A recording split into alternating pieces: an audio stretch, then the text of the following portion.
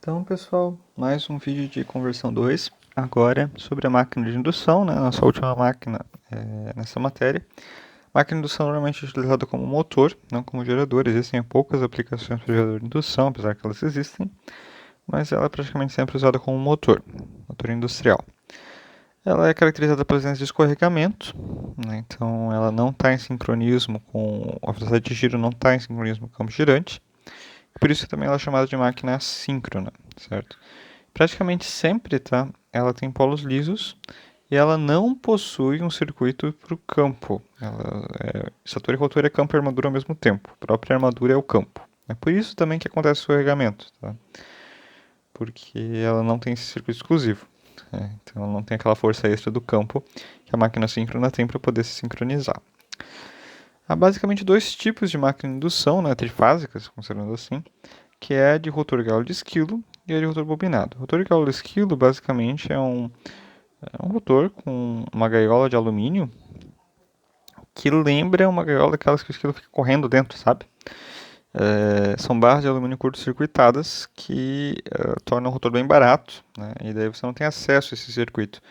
Então a máquina de indução você só acessa o circuito de estator na maior parte das vezes. Existe também de rotor bobinado, né, que são 3 bobinas mesmo no rotor, que aí você tem acesso ao circuito de rotor, mas em aplicações industriais de baixa tensão é muito comum, muito mais comum, é o motor mais comum que tem hoje em dia, você ter esse rotor gaiola de esquilo, tá, porque ele é muito mais barato, tá, mas que normalmente é alumínio, né?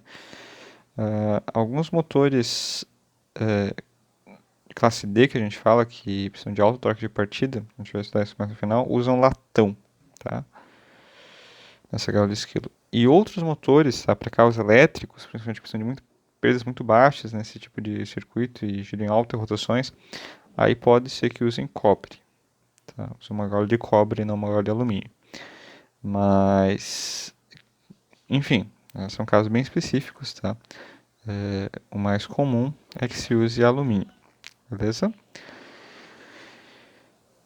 Aí tem toda uma parte de projeto de máquina de indução que infelizmente não conseguem entrar nessa matéria, tá? Se algum dia eu abrir um optativo de projetos de máquinas elétricas, a gente estuda um pouquinho mais sobre isso. Bem, escorregamento então. O escorregamento é definido como a relação entre a diferença da velocidade síncrona para a velocidade de giro do motor pela própria velocidade síncrona, tá? Isso é escorregamento e pode calcular a velocidade do motor também em função do escorregamento, se a gente tiver a informação do escorregamento previamente. O rotor da máquina de indução, que vai ter a tensão induzida lá dentro, né, a frequência nesses condutores ela é a frequência de escorregamento. Então, a frequência de rotor vai ser o escorregamento S vezes a frequência de estator, que é a frequência de alimentação da máquina, certo? Então, a frequência de estator, ela, por exemplo, 60 Hz. Já a frequência de rotor é uma frequência bem baixa, na ordem de, enfim, 5 Hz, 2 Hz, 3 Hz. Vocês vão ter acesso a um arquivo de simulação, a dinâmica da máquina de indução, e nesse arquivo, se vocês rodarem, né, vocês vão ver as correntes de rotor. Parem para analisar elas, vocês vão ver que elas têm uma frequência bem baixa em regime permanente. No transitório elas ainda têm uma frequência alta, porque o escorregamento é baixo, né, logicamente. Mas... o escorregamento é alto, desculpa. Mas à medida que o escorregamento vai diminuindo, elas também vão diminuindo, certo? Talvez eu faça um outro vídeo ainda explicando essas curvas, né? Bem, então o modelo, tá, para máquina de indução ele é muito parecido com o modelo de transformador que vocês tinham lá em conversão 1. Né? A única diferença é que esse transformador, que a máquina de indução pode ser encarada como um transformador, é um transformador girante. Então o secundário dele gira. E ao girar, né, ele vai converter a tensão e a frequência. Como nós vimos, a frequência ela vai ser reduzida. Né? Então ele é um transformador de tensão e frequência, né? De relação 1 para S sobre A. Né?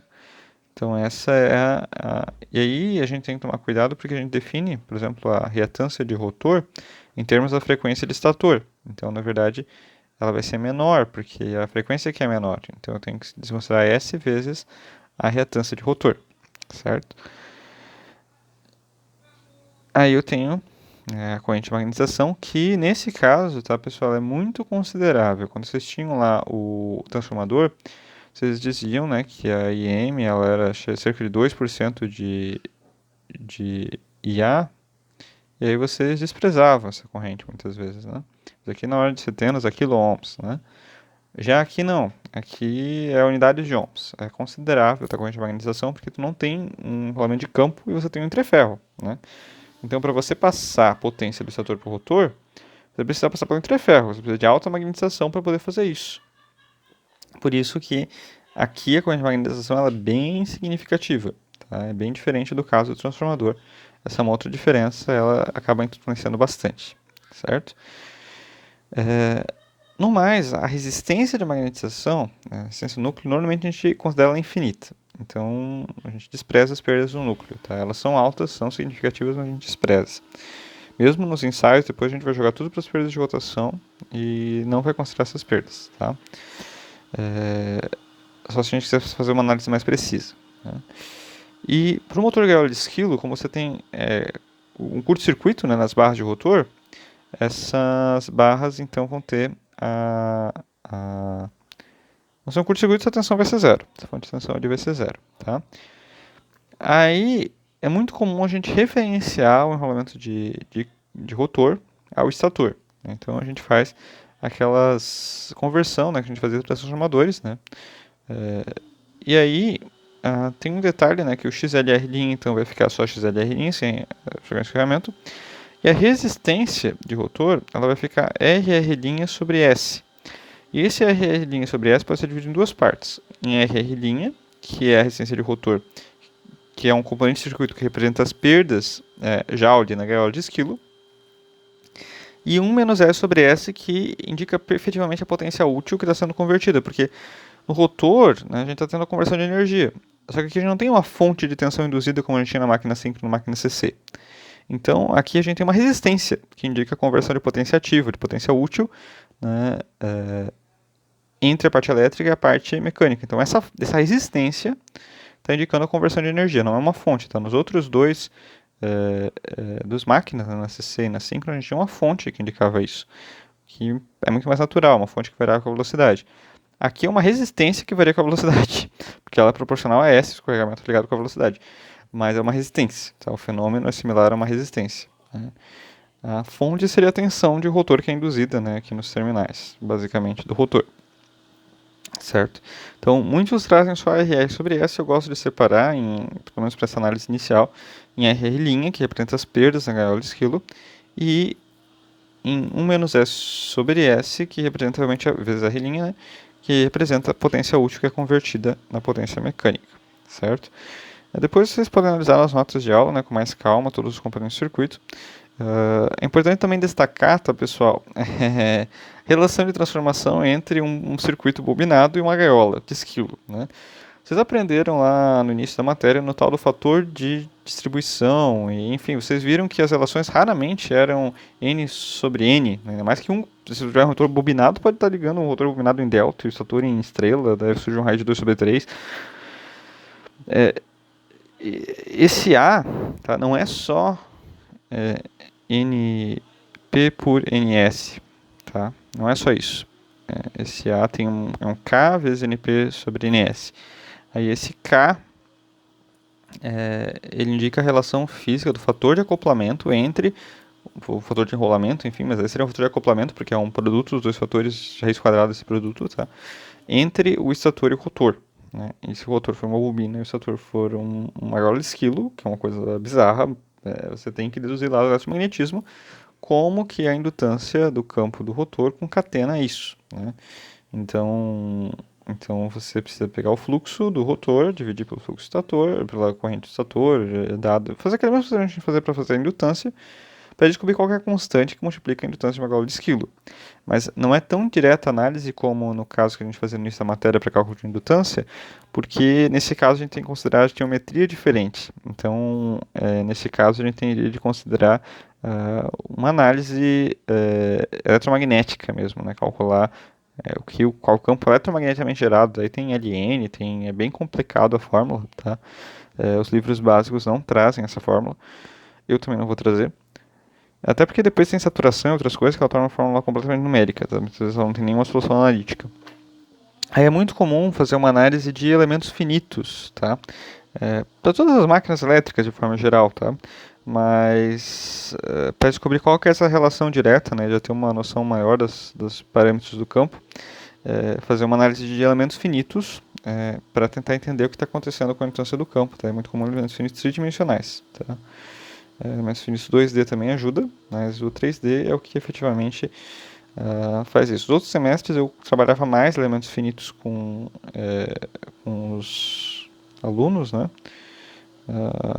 Inclusive, graças a esse trabalho, teve um aluno, uma dupla esse semestre conseguiu projetar uma bobina bem projetada, né? Era feito de borda, um monte de coisa, num projeto de um levitador magnético. Era projeto agregador 2. Aprendeu bastante coisa com essa análise semestre passado, que fez um trabalho, tudo sobre isso. Esse semestre eu não estou cobrando isso de vocês, mas assim, pelo menos para informar que isso existe, né?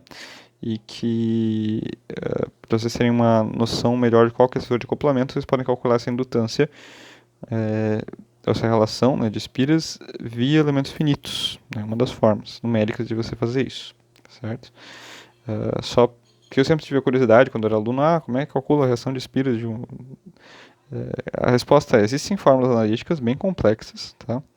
Mas o mais padrão hoje em dia, principalmente na indústria e projetos de motores, enfim, se você trabalhar na VEG Motores, trabalhar com projeto, é entender bem elementos finitos, tá?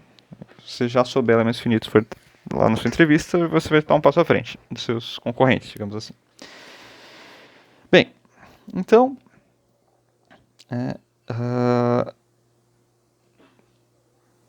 a gente tem essa reflexão, né, para o extrator. E aí o BIM, e a máquina de indução, eu estou pegando uma parte dos exemplos do BIM, que são melhores do que os do FITS. O texto como um todo do BIM é muito mais completo, tá? O BIM tem vários capítulos dedicados à máquina de indução. O FITS tem dois, na verdade, tem um da monofásica e outro da trifásica, né? Mas o BIM é muito mais completo em relação à máquina de indução que o FITS. E ele tem, inclusive, um capítulo só para máquina de indução bobinada, um para máquina de indução de gaiola, que é o capítulo 7. Tem mais dois capítulos sobre fluxo, tensão, indutância, uma série de variáveis dentro da máquina de indução, e outro capítulo sobre a dinâmica da máquina de indução, e mais um capítulo sobre o controle da máquina de indução. Então ele é bem completo nesse sentido da máquina de indução. Se você tem interesse em fazer pesquisa nessa área ou conhecer melhor a máquina de indução, né, eu sugiro que você leia o livro do BIM, enfim, se você tiver interesse nessa área de máquinas elétricas, que ele é bem completo nessa área. É bem completo mesmo. Bem mais completo que o livro do FITS. Então eu estou pegando os exemplos do capítulo 7 do BIM, tá? Porque eu julguei que eles fossem melhores do que os do FITS. Assim como o FITS é incomparavelmente superior ao BIM Máquina Síncrona. Não tem nem a menor comparação entre os dois livros, né? O FITS é consideravelmente melhor. Bem, então ele dá um exemplo, potência mecânica de início HP, tensão nominal 360 volts, 4 polos, daí ele dá os dados, os parâmetros dos motores, e ele dá uma relação, sigma S, que é a relação entre a indutância e dispersão. Lembra da indutância de dispersão? Né? A indutância de dispersão é aquela que é o fluxo não concatenado de estator, e relação de indutância de dispersão do fluxo de rotor. Aí ele pede na letra A as indutâncias e as reatâncias, letra B o cosseno φ do rotor, a letra C, a tensão do entreferro. Eu adaptei um pouco esse exercício, tá? Tensão do entreferro, corrente de estator, corrente de rotor e corrente de magnetização. A letra D ele pede a tensão na bobina de estator. E a letra E ele pede o cosseno φ do estator, que seria o fator de potência da própria máquina. Tá? Bem, para encontrar as indutâncias, basta multiplicar a relação indutância pela indutância mútua, né? Aí, magnetizante, na verdade, né? E aí você encontra não é mútua, é magnetizante, tá, pessoal? Aí você encontra as indutâncias de dispersão. As reatâncias são multiplicar pelo 2π vezes a frequência, né? Aí você encontra as reatâncias de estator. Cosseno φ de rotor, pessoal, existem muitas formas de calcular esse cosseno φ de rotor, tá? Os alunos, assim, sempre deduziam em sala, mostravam, perguntavam, faziam questionamentos, porque os alunos não sabiam de onde tirar isso. Mas, basicamente, você pode calcular pela reatância. Você sabe aqui o cosseno φ, né? é uma relação das potências, aqui é a potência reativa Q, aqui é P, aqui é S, daí você diz que o cosseno φ é igual a P sobre S, mas na verdade você pode calcular isso também como uma resistência dividido pela impedância total, né? Muitas vezes o professor escuta os dois não mostra isso para vocês, mas é dando a mesma. Se eu não tiver fontes extras, se eu tiver só uma fonte, eu posso usar essa relação. Então, é só pegar lá no rotor. Eu posso ir tanto faz se eu uso as linhas ou as não linhas, desde que eu uso de forma coerente. Inclusive, eu posso escolher onde eu coloco o IS, né? Então, eu faço resistência linha dividido por raiz quadrada da resistência linha quadrada vezes S, porque eu não coloquei sobre S aqui essas resistências, vezes a indutância, né? Como se fosse, se eu estivesse no rotor, só que com os valores de linha. Tá bem bizarro isso, mas não tem nenhum problema. Aí só me falta descobrir quem que é o S, né? O S vai ser entre 1800, que é a velocidade síncrona para 4 polos, menos 1760, que é a velocidade nominal do motor, dividido por 1800, vai dar 0,022 ou 2,2%.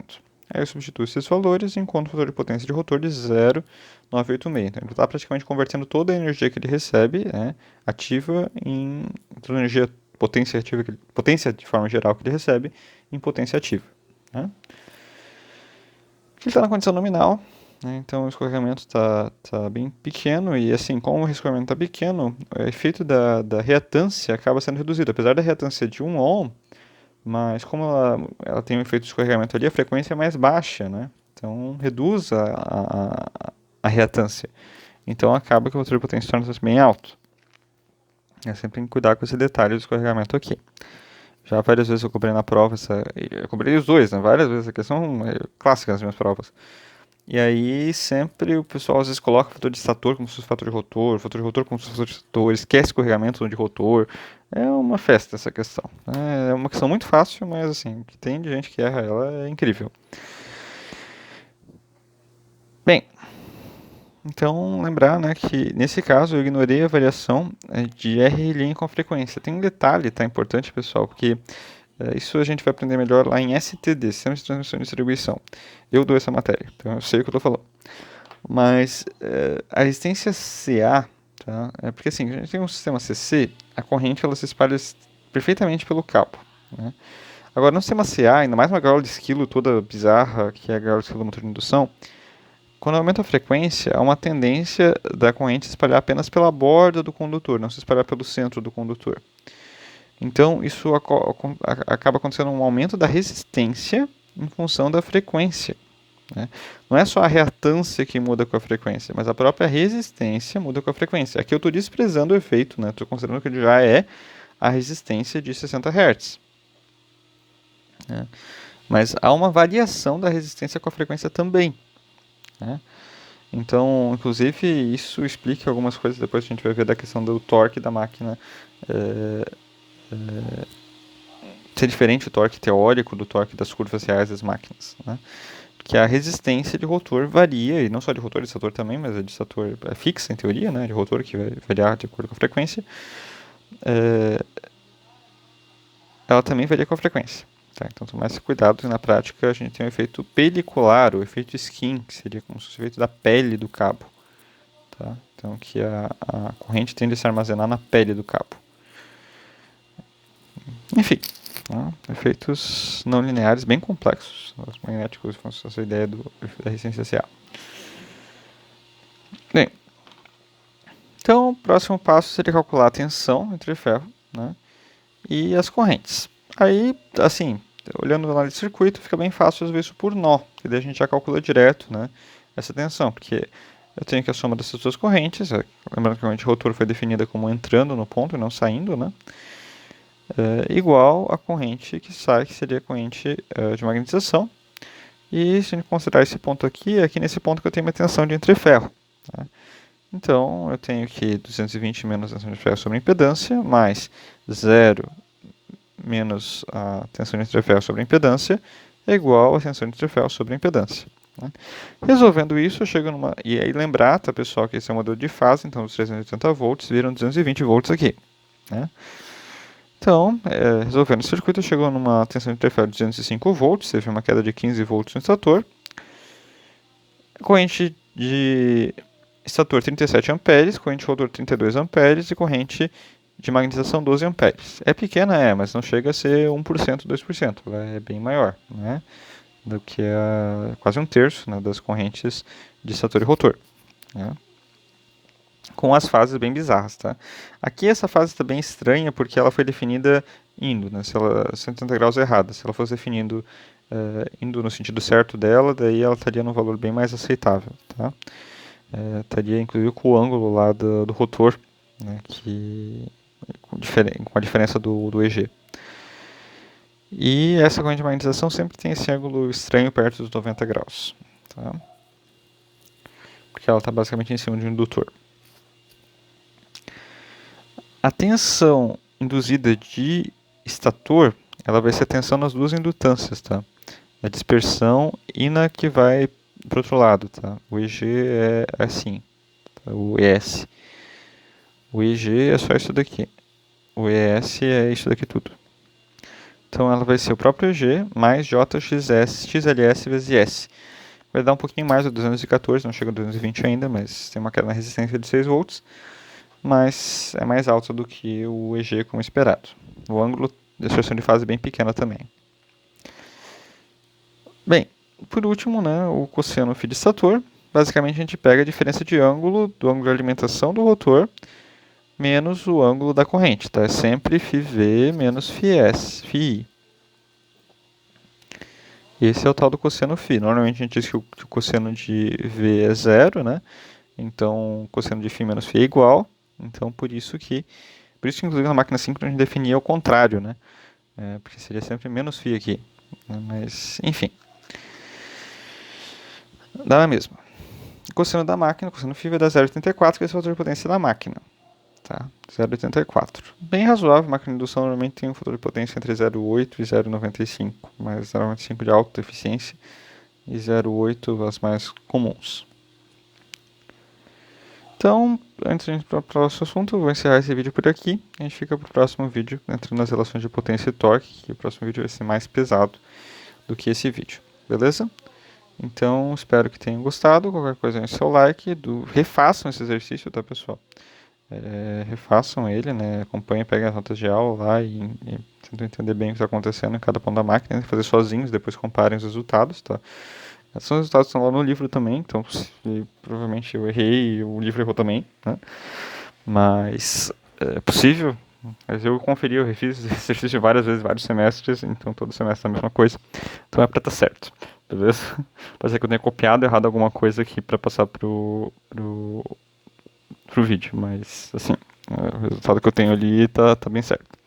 Então, até o próximo vídeo e até.